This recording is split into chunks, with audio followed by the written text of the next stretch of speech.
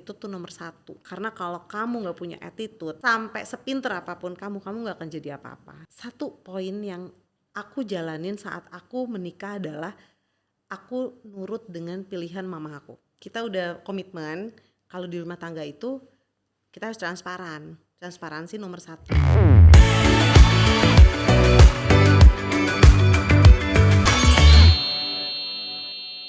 Welcome to Sir Ishi. Hari ini kita kedatangan tamu yang sangat luar biasa, perempuan sukses.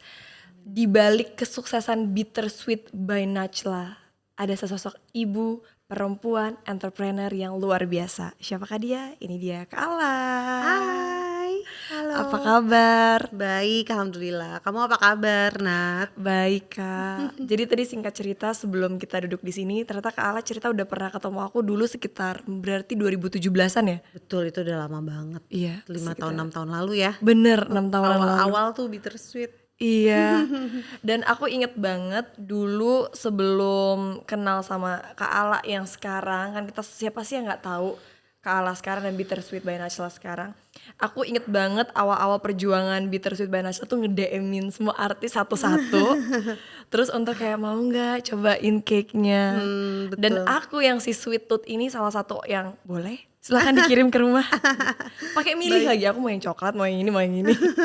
Betul banget. Tapi kalau boleh kita melihat balik ke zaman-zaman dulu Kak, sebelum sesukses sekarang, seberapa besar sih perjuangan Bittersweet by Najla sampai bisa sebesar ini? Kalau ngomongin perjuangan itu udah pasti aku struggling banget ya dari awal meniti karir gitu, dari awal. Karena yang pertama waktu itu aku habis melahirkan anak ketiga, itu udah pasti anakku kecil-kecil, terus aku harus ngebangun bisnis, itu sesuatu yang gak mudah. Terus juga yang kedua adalah aku belajar adaptasi dengan sistem yang ada, karena kan saat itu bisnisku mulai berkembang, tapi aku gak terlalu paham sama yang namanya sistem yang ada di sebuah perusahaan yang sedang berkembang. Jadi otomatis aku belajar lagi dari sistem kekaryawanan, sistem operation, sistem inventory dan lain-lain. Mau gak mau si ibu beranak 3 yang bodoh dan di rumah ini akhirnya belajar gitu. Akhirnya beradaptasi dengan keadaan dan berjuang untuk bisnisnya tetap sustain.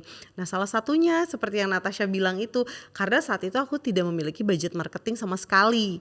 Gimana caranya nih biar produk aku dikenal orang? Ya udah, caranya dengan barter exposure. Barangkali mau deh coba kita set up untuk dessert table-nya atau buat ulang tahunnya atau apa. Nah, itu mungkin salah satu cara juga aku untuk biar bisnis ini dikenal banyak orang. Gitu. Tapi Kak, waktu yang pertama kali banget deh ngechat-ngechatin orang, terus berusaha buat ada gak yang mau bantu promosiin. Karena aku tahu banget kalau usaha baru banget merintis, apalagi misalnya bukan artis yang bikin, tuh susah banget buat minta promosiin kan. Betul banget, apalagi bisnis aku itu tumbuh dan berkembang di saat kue artis lagi booming-boomingnya. Aku tuh bener-bener kayak udah minder banget, kayak siapa gue gitu berhadapan dengan kue-kue artis gitu. Tapi di situ aku nggak patah arang dan nggak patah semangat gitu, karena kita bener-bener ngelakuinnya semua dari hati dan juga dengan semangat yang alhamdulillah disupport sama suami juga. Suamiku bener-bener sangat mensupport aku dan ya kita berjalan terus dan alhamdulillah sampai saat ini gitu. Kakak masih inget gak sih perjuangan terberat deh yang membuat kakak sampai kayak aduh ya ampun kayak gini banget ya rasanya, sampai mungkin kayak hampir menyerah atau hampir frustasi, capek. Itu inget gak pas momen kapan? Itu sebetulnya terjadi bukan satu kali sih, itu berkali-kali ya.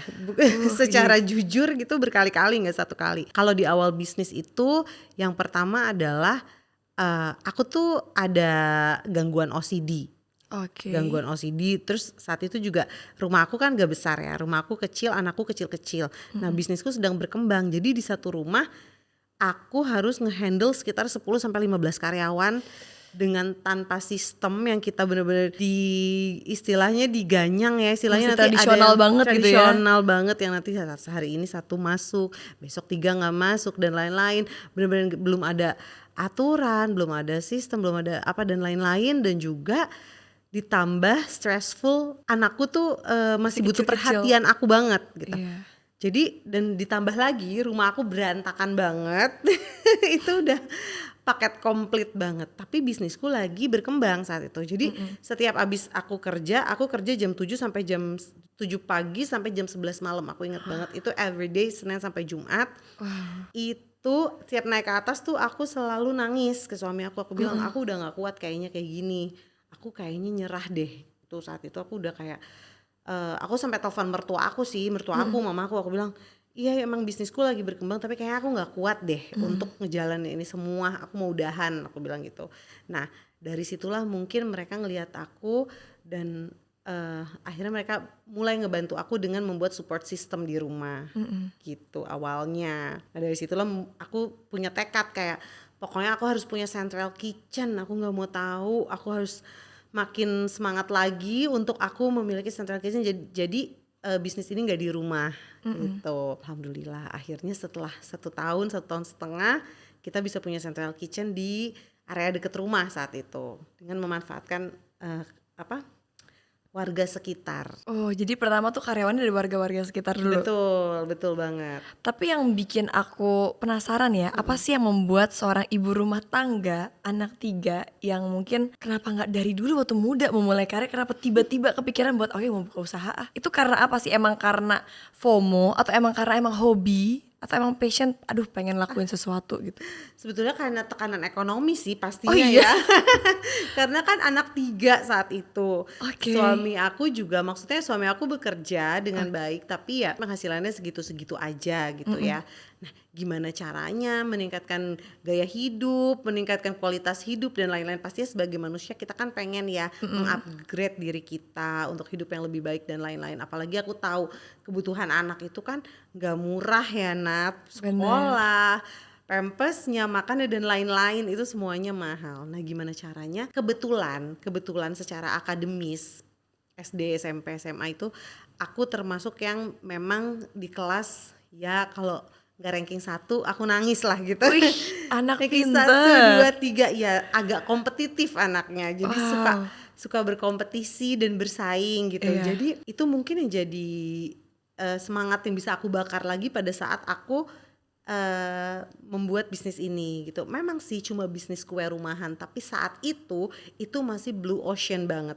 Belum banyak yang mau ngejalanin, banyak sekali yang mengunderestimate dan ternyata saat aku jalanin aku kaget kayak ternyata cuannya gila ya, maksudnya ini masih di rumah gitu loh. Buat aku saat itu tuh aku sangat cukup gitu, bisa tiba sangat cukup. Kayak aku bisa punya penghasilan misalnya sekitar 2-3 juta per hari gitu dengan hanya jualan kue gitu.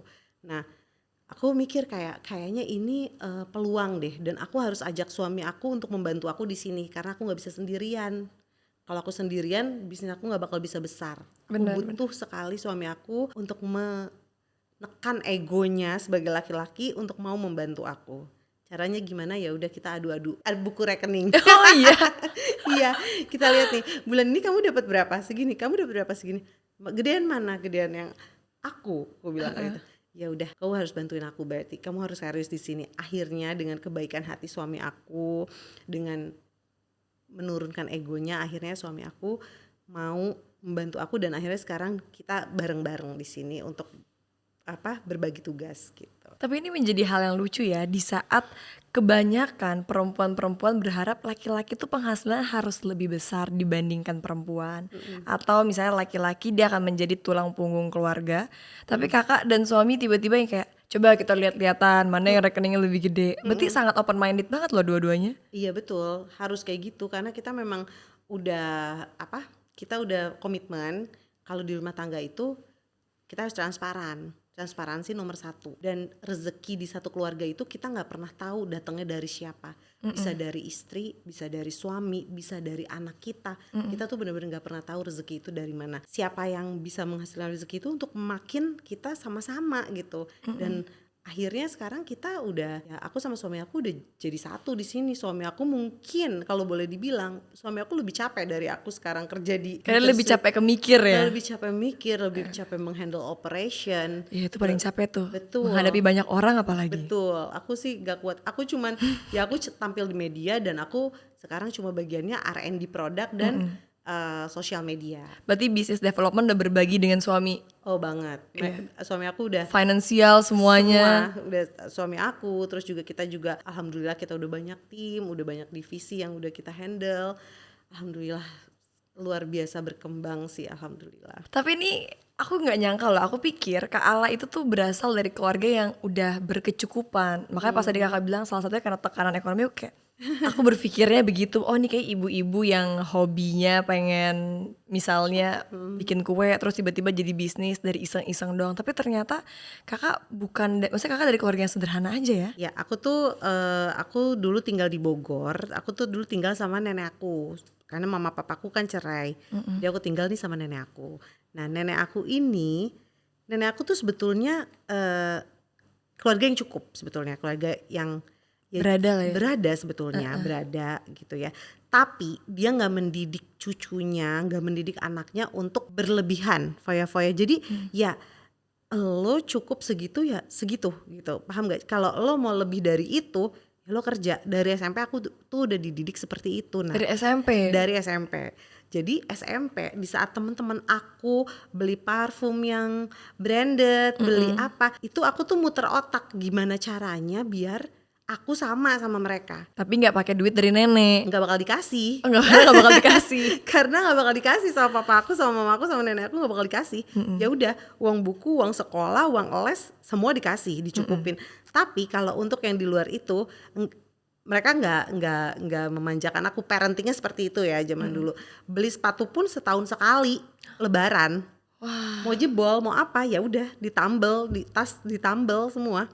Karena ya beli barang-barang itu ya Lebaran kalau kita gitu. Nah gimana caranya ya, aku jualan. Saat itu tuh aku jualan di sekolah, terus juga aku jualan di tempat les dan lain-lain. Nah ternyata itu yang gak bikin aku malu untuk berjualan sampai saat ini. Karena aku miris banget nih ngedenger anak-anak muda zaman sekarang tuh kalau jualan itu malu. Iya katanya enggak gengsi malu jualan gitu. Padahal kan jualan itu kan menurut aku itu halal ya. Bener. Nah dari situ makanya aku kayak kenapa anak-anak sekarang tuh pada gengsi untuk jualan, padahal nih fasilitasnya dan banyak sekali peluang kalau Banyak sekali sekarang. peluang, Dipermudah banget kalau sekarang. Kalau Oh zaman iya, dulu, bener. kalau zaman dulu setengah mati loh. Kita mau Iya. jualan apa Harus dari pintu ke pintu dari ya? pintu ke pintu, dari mulut ke mulut gitu loh. Ngambil barangnya di Jakarta, dibawa ke Bogor karena aku anak Bogor kan. Jadi aku bawa ke Bogor, aku jualin di teman-teman aku di Bogor gitu. Kalau sekarang udah sangat dipermudah banget, jadi sayang banget buat anak-anak muda sekarang.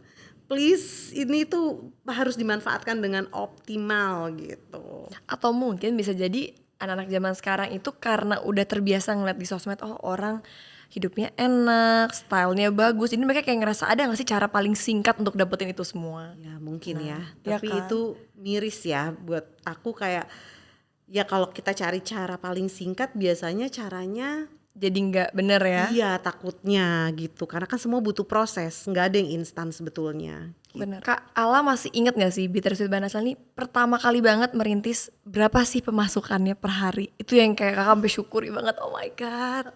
Karena kalau sekarang kita lihat di TikTok atau di platform lain kita tahu lah bahwa wah penjualannya gila banget. Hitungan berapa ribu pasti gampang lah abisnya ya kan? Alhamdulillah. Di balik kesuksesan ini pernah merasakan rasa berdarah-darah ingin keluar dari zona tidak nyaman ini kah gitu? Aduh, kalau rasa berdarah-darah itu pasti ada aja fasenya ya. Waktu itu pas awal, terus pas lagi merintis yang mulai berkembang, saat sudah berkembang pun pasti ada aja cobaan kita, digoyang sana digoyang sini. Itu menurut aku itu seninya dari berbisnis ya gitu ya. Kita harus kuat mental, memang harus konsisten, harus persisten. Jadi mau gak mau udah terjun di dunia bisnis ya kita harus kuat gitu, mau gak mau gitu. Pasti ada yang suka, ada yang gak suka gitu. Ada kompetitor, ada orang pro, ada orang kontra, itu biasa. Tapi ada gak sih yang ngejiplak Bittersweet by Najla persis banget? Banyak, Oh Tapi iya? nggak apa-apa kok, rezekinya masing-masing, beneran. Gila berani banget ya ngejeplaknya persis.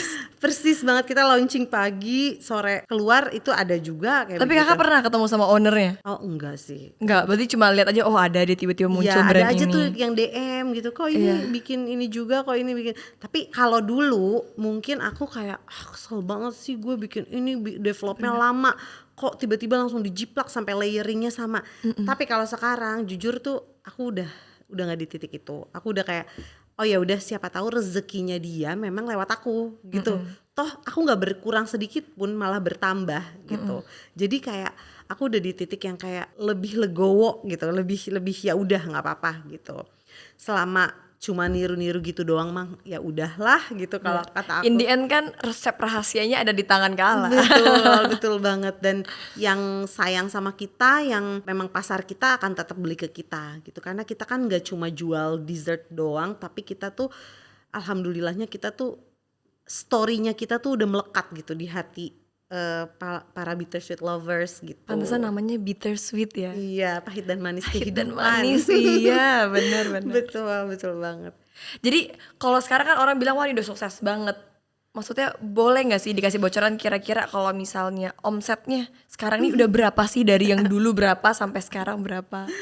Aku tuh sebetulnya suka nggak suka kalau dibilang sukses banget gitu. Kayak aku tuh kayak nanti gampang puas gitu. Aku tuh selalu kayak aku gue belum sukses, gue masih mau ini, masih mau itu, masih mau gini. Kayak aku lagi hamil nih sekarang ya, yang udah 8 bulan.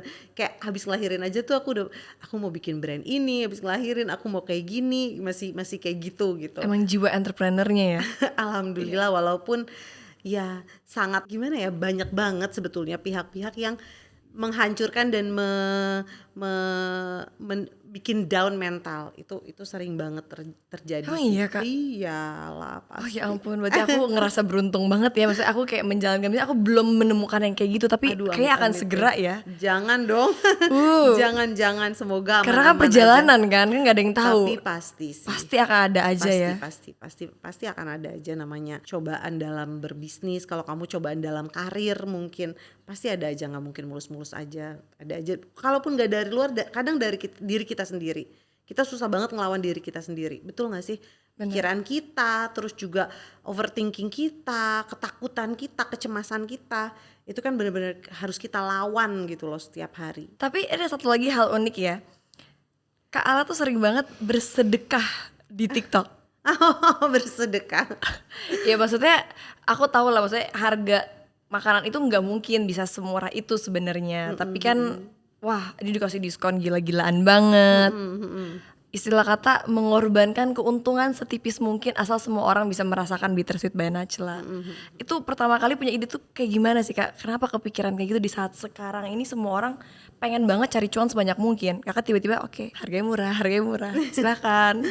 Iya, jadi kayak aku tuh ngelihat behavior dari customer di TikTok itu sangat beda sama behavior customer yang datang ke outlet maupun pembeli online produk dessert box. Karena yang dijual di TikTok itu kan produknya juga berbeda gitu ya.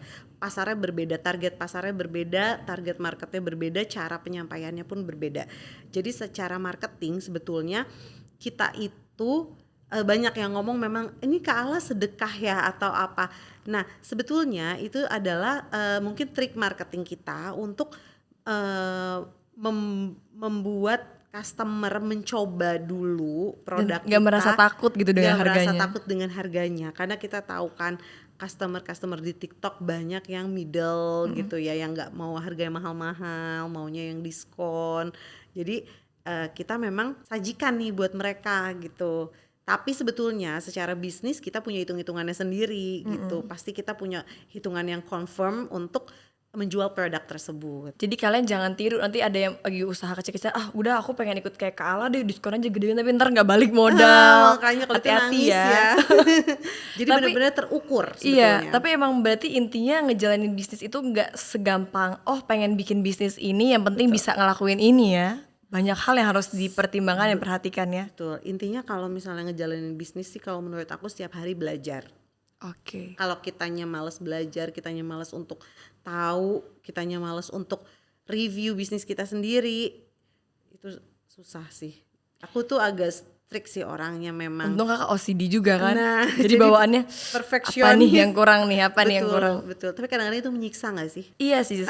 Kadang-kadang itu yang mungkin orang bilang kita harus coba Lebih relax. take a break sebentar ya Iya, kan. betul. Coba stresnya dirilis dikit Iya, biar nggak terlalu intens kali ya. Betul banget. Kalau ntar kita cepet tua. Betul, tua sebelum waktunya kita. Iya, tua karena stres. Betul, ya kan? betul. Tapi Kak, penjualan paling fantastis dari Bittersweet by Najla tuh pernah berapa ribu pieces dalam sehari? Kemarin kita sempet 50.000 pieces pernah. Alhamdulillah. 60.000 juga pernah. Keren. Alhamdulillah. Itu keren banget loh. Susah loh jualan makanan sampai sebanyak itu karena ini kan bukan produk yang dipakai kan, tapi Betul. harus dimakan. Betul. Alhamdulillah. Wah. Makanya. Terus planning ke depannya apa lagi nih Kak untuk Bittersweet by Najla? Lainnya ke depannya yang tadi aku cerita sama Nat, aku mau bikin bittersweet yang memang untuk Grab yang premium kelasnya insya Allah. Terus juga kita mau bikin brand baru juga untuk TikTok. Gitu-gitu sih paling masih di dalam itu. Terus sambil ngerapihin terus, berbenah terus ke dalam si Bittersweet itu sendiri. Kita kan sekarang udah punya sister company-nya Bittersweet, kita punya Snack Talk. Mungkin kalau pada tahu cemilan-cemilan yang di TikTok itu. Pada tahu. Pada nyemil. Oh, ketahuan ya anak nyemil tuh ya.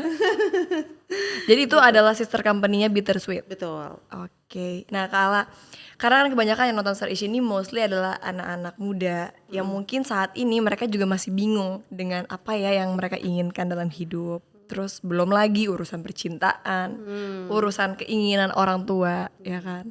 Kalau boleh tahu kakak tuh anak berapa dari bersaudara ya? Aku anak pertama. Oh. Makanya aku powerful. Aku Oke. mengatur. Waduh. Tapi biasanya anak pertama tuh punya beban dari orang tua yang juga, maksudnya harapan ekspektasi orang tua biasanya berbeda loh. Betul. Aku lumayan galak sih ke adik-adik aku. Aku kan punya adik 2 ya, laki dan perempuan. Adik aku yang laki dia kerja bareng sama aku di Bittersweet juga. Nah, satu lagi yang perempuan udah nikah gitu. Tapi aku selalu membimbing mereka sih, walaupun aku nggak sempurna jadi kakak, tapi aku selalu nggak mau mereka istilahnya kejeblos gitulah. Aku selalu ngingetin, aku selalu kasih border buat mereka gitu, karena papaku juga kan udah lumayan tua gitu kan ya, mungkin gak bisa intens untuk handle adik-adik aku tuh. Berarti kakak jadi ini dong, orang tua pengganti juga ya, ngurusinnya ya sampai sedetail itu. Betul banget, makanya aku tuh galak kalau misalnya adik aku gimana juga aku langsung aku omelin gitu, kayak nggak boleh kayak gini. Alhamdulillah sih mereka tapi baik, mereka mau ngedenger gitu. Kalau boleh tahu kakak nikah umur? Aduh, aku nikah muda. Oh iya? Aku nikah umur 20 tahun, masih bodoh banget saat itu. Astaga, 20 tahun. Iya, aku menikah umur 20 tahun karena Kok masih bodoh sih kak, kan yang penting ketemunya yang tepat. Di akhirnya sukses bersama. Orangnya baik, betul. Tapi saat itu aku aku turbulensi hidup aku karena aku ngerasa kayak aku menikah terlalu muda, umur 21 tahun aku punya bayi, sedangkan teman-teman aku tuh masih kerja, masih asik main-main. Aku tuh nangis dulu kayak, aduh ini kok gue gini ya, nyebokin anak, nyusuin anak, nggak pakai suster juga kan, kita belum punya perekonomian kita belum sebagus sekarang gitu. Jadi kita semua jalanin sendiri saat itu. Tapi ya jujur, alhamdulillah kebodohan aku saat itu, aku kasih tahu ke anak aku biar anak aku pinter gitu, jangan kayak ngelakuin aku. hal itu. Iya betul, kamu harus. Tapi kenapa satu kakak kepikiran buat nikah muda banget? Aku juga nggak tahu. Karena aku tuh gini, aku tuh dari keluarga mungkin ya orang Arab ya, image-nya itu kan strict banget gitu. Jadi yang kayak pulang harus tepat waktu, terus juga kalau aturannya banyak banget, mungkin sama seperti Chinese mungkin ya, adat dan tradisinya gitu. Kita punya adat dan tradisi sendiri gitu loh Nat. Kayak anak perempuan nggak boleh begini, nggak boleh pakai baju begini, nggak boleh begitu. Banyak sekali aturan-aturan yang memang secara tradisi dan agama. Nah mungkin saat itu tuh aku ingin bebas. Aku ingin kayak, aduh gue capek banget sama aturan ini semua dari mama dan dari papa gitu. Gimana caranya gue bebas? Ya gue nikah. Saat itu otak bodoh aku tuh cuma itu. Jadi pada saat umur 20 tahun, sebenarnya 19 baru 20, baru banget sebulan itu. Masih muda banget. Caranya gimana sih gue lepas dari ini semua? Itu adalah menikah. Jadi begitu ada yang mengajak aku nikah, aku langsung Ayo, yaudah deh, yaudah. oke deh, gue juga pengen keluar nih dari rumah gitu. Sejujurnya saat itu adalah kayak gitu, karena ingin bebas gitu, pengen ngerasain dong keluar malam tuh kayak apa sih, pengen ngerasain dong kayak gini tuh kayak apa sih gitu. Namanya anak umur 20 tahun, kita mikirnya nikah itu adalah dandan cantik, duduk di kuade pakai baju princess, Setiap hari ketemu pacar ya. setiap hari bahagia kayak di sinetron. Ternyata begitu habis menikah, deng dong, zongs. Itu benar-benar kita nge-build kehidupan baru dengan orang yang berbeda, dengan orang yang pikirannya nggak sama kita. Jadi itu benar-benar kayak luar biasa, belajar juga setiap hari. Jadi intinya hidup ini emang belajar sih.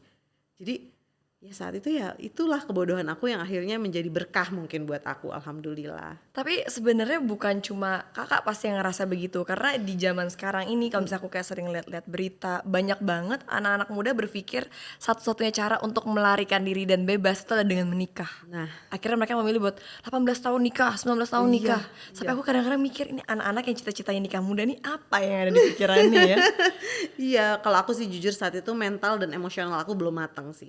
Benar-benar. Belum matang, masih labil banget, masih sangat tidak stabil. Makanya aku tuh bersyukur banget punya suami yang mau ngertiin aku sampai detik ini, alhamdulillah, sampai aku mature, sampai aku matang, sampai aku bisa stabil kehidupannya gitu. Berarti sosok suami Kak Alani benar-benar Sabar, sabar. kita beda 10 tahun. Iya. Tapi kan umur nggak jaminan Kak. Iya sih. Yang ada Iya. orang yang bedanya berapa tahun, orangnya nyebelin aja, nggak aja, berubah iya sih, karakternya. iya sih. Berarti rezekinya dapat jodoh yang baik. Betul, Iya alhamdulillah, kan? alhamdulillah. Karena orang-orang kadang berpikir bahwa rezeki itu kalau dapat jodohnya yang kaya, ganteng, tapi gitu. kadang-kadang nggak jaminan. Yang baik itu bisa membuat kita bahagia loh. Betul banget. Iya kan, Kak? Betul, kalau kaya bisa kita cari bareng-bareng kok. Rezeki Jadi itu ngikutin. kalau zaman sekarang nih anak-anak muda banyak yang kayak oke, pokoknya suami idaman itu harus yang kaya, punya pekerjaan, Mobilnya harus yang ini. ini, ya mobilnya ini.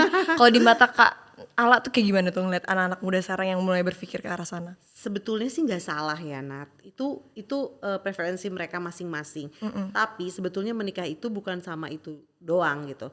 Menikah itu tuh sama kepribadiannya, kita nggak tahu. Terus juga kita menikah tuh sama keluarganya juga, itu nggak mudah untuk adaptasi. Jadi sebetulnya tidak secetek itu menikah. Jadi emang harus mental kita dipersiapkan. Kita nih bawa diri loh ke keluarga orang gitu. Iya benar-benar. Dan mereka tuh orang lain, belum tentu mereka bisa menerima sikap kita yang memang kita misalnya suka leyeh-leyeh di rumah atau mungkin kita suka sama orang tua misalnya ngomongnya keras, nanti mertua kita kaget dong kalau misalnya kita kayak gitu. Makanya aku punya anak perempuan 3 tuh udah aku didik dari sekarang. Oh anaknya tuh tiga-tiga perempuan? Perempuan yang di perut laki Oh katanya. oke. Habis itu tutup Jagoan. buku nih? Tutup Tutup dulu ya katanya. tutup dulu. Maka aku ngedidik anak-anak aku, attitude tuh nomor 1. Bener, Aku setuju. bilang. Karena kalau kamu nggak punya attitude, sampai sepinter apapun kamu nggak akan jadi apa-apa. Ya di situ-situ aja, karena nggak bakal ada orang yang mau merespek kamu, merespon kamu dengan attitude kamu yang buruk gitu. Bener.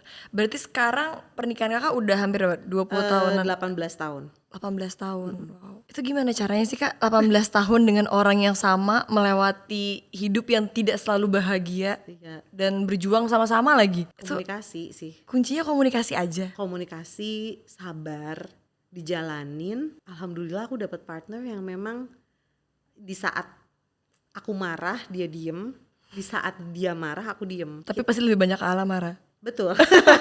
Betul lagi.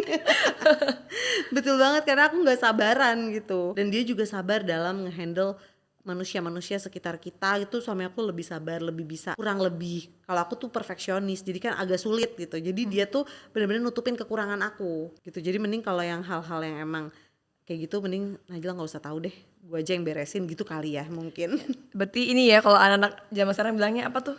Kesabaran setipis tisu ya? Ya itu aku. Iya kan? Itu aku banget. Yang kayaknya baru bentar kayak udah apa nih? Betul. Tapi Kak kalau misalnya ditanya nih saat ini, dan mungkin juga bisa jadi referensi buat teman-teman yang menonton, ya terutama kita semua cewek-cewek, bagaimana cara untuk mencari dan menentukan partner hidup kita yang terbaik itu gimana sih tipsnya? Karena mencari yang terlihatnya perfect itu mungkin mudah, tapi mencari yang terbaik yang mungkin saat ini juga kita masih, karena aku belum menikah kan, kita masih kayak mencari-cari apa ya, harus cari cowok tuh yang kayak gimana ya. Nah kalau dari Kak Ala nih, maksudnya yang udah menjalankan dan sekarang udah mudah-mudahan sampai selamanya ya melewati golden Amin, age dan amin, lain-lain semoga. pernikahannya. Kalau aku tuh dulu ya jujur, aku selalu bilang dari tadi awal podcast pun aku selalu bilang, aku tuh bodoh banget gitu dulu. Aku tuh nggak ngerti gitu, aku nggak ngerti, yang aku tahu cuma mau keluar dari rumah dan aku ingin bebas saat itu. Nah, satu poin yang aku jalanin saat aku menikah adalah aku nurut dengan pilihan mama aku. Oke. Suami aku ini adalah salah satu sosok yang datang ke rumah meminta aku secara resmi dengan ridho mama. Ganteng enggak, umurnya 10 tahun lebih tua, ya jauh lebih tua. Aku maunya saat itu mungkin umur 20 tahun maunya yang Lebih mature. masih muda-muda justru kan. Kayak Oh, iya. keren kalau masih muda, ini kok kayak bapak-bapak sih tua, maksudnya udah umur 30 tahun gitu saat itu. Nah tapi yang aku yakinin gitu, tapi mama ridho nih kalau aku sama dia. Mama ngasih Kayak ngelepasnya ikhlas melepasnya gitu ya? ikhlas gitu. Nah itu aja sih sebetulnya yang aku jalanin. Nggak ada kayak aku harus kriteria ini itu apa segala macam. Aku bener-bener pasrah banget sih sama Allah, karena ya udah, pokoknya gue keluar dari rumah dengan orang yang diridoin mama, insya Allah semuanya aman. Dan itu bener sih, klise sih ya, mungkin kayak apaan Bener. sih nggak sesuai standar atau apa, mungkin anak-anak sekarang punya standarnya masing-masing atau Yes. apapun itu. Tapi ternyata insting dan naluri seorang ibu Itu tidak nggak pernah bisa salah dibohongin, ya. itu nggak bisa dibohongin. Bener. Itu guys, jangan cuma mengandalkan preference masing-masing ya. Betul. Makanya orang zaman dulu selalu bilang kalau ada restu dari orang tua, Itu udah mudah-mudahan beda. lancar. Betul, kalau restu orang tua tuh biasanya pasti lancar insya Allah. Iya benar. Oke, berarti ini akan menjadi notes buat kita semua ya. Betul. Nah, by the way kita juga mau ngucapin congratulations buat kehamilan anak keempatnya. Amin. Gimana Kak perasaannya, masih tetap sibuk kerja bahkan datang ke kantor I Will padahal lagi hamil besar? Aku memang menyibukkan diri untuk tetap kerja, tetap ngonten, tetap menerima seperti misalnya tawaran undangan gini sama Natasha atau sama yang lainnya, karena hamil itu kan sebetulnya bukan penyakit ya. Hamil itu kan kebahagiaan, cuman mungkin kadang ada momen-momen lagi nggak kuat, lagi lemes, lagi apa, nah itu aku paling di rumah. Tapi tetap aku sibukin dengan meeting biasanya di rumah, aku zoom Tapi atau nggak apa. ngeganggu mood kakak atau kan biasanya katanya kalau ibu-ibu hamil suka Iya, agak-agak gimana? memang ibu hamil moodnya memang kacau sih, tapi ya mau gimana lagi, kita tetap, kita kan handle satu perusahaan ya, nggak bisa ngikutin mood kita sebetulnya gitu. Jadi ya mau nggak mau moodnya dikesampingkan dulu sebentar, kita kerja dulu, habis itu mood jeleknya itu ya udah kita ngapain, makan atau mungkin kalau aku zikir, sholat gitu sih. Kakak tapi ini nggak ngelakuin diet khusus atau olahraga khusus untuk pas lagi kehamilan? Aku enggak sih, cuman paling aku jemur pagi, terus juga jalan-jalan di sekitar rumah gitu. Itu juga jarang-jarang sih jujur untuk saat ini. Udah berat banget soalnya. Makanya aku juga thank you banget loh kakak udah mau sempet-sempetin datang padahal lagi Sama-sama. hamil besar banget guys. Tapi ya Sama-sama. terima kasih Kak Ala udah datang ke Sama-sama, sini. sama-sama. Biasanya di akhir dari perbincangan ini kita tuh selalu meminta narasumber kita, perempuan-perempuan yang punya banyak sekali inspirasi untuk anak-anak muda, untuk memberikan satu patah dua patah kata terserah bebas supaya anak-anak ini yang mungkin sekarang lagi mencari jati diri, lagi berada di dalam krisis kehidupannya mereka bisa menemukan jalan yang tepat, dan habis nonton ini mereka kayak wah iya aku jadi semangat nih gitu. Sebetulnya tuh aku nggak jago-jago banget ya untuk memotivator ataupun apa gitu, tapi pokoknya intinya kita nggak pernah tahu titik kesuksesan kita tuh di mana. Intinya bergerak terus, jangan pernah nyerah sama keadaan. Apalagi kalian masih muda tuh, jalan kalian masih panjang banget, masih banyak banget peluang kalian. Semoga nanti kalian menemukan titik kesuksesan kalian masing-masing. Amin. Thank you so much Kak Ala. Sama-sama Nat, thank you Iya, undangannya. Sama-sama. Terima kasih buat teman-teman I Will yang udah nonton episode terisi kali ini. Semoga di episode kali ini banyak hal yang bisa kita ambil, kita jadikan pelajaran bersama-sama. Sampai bertemu di episode berikutnya. Bye-bye.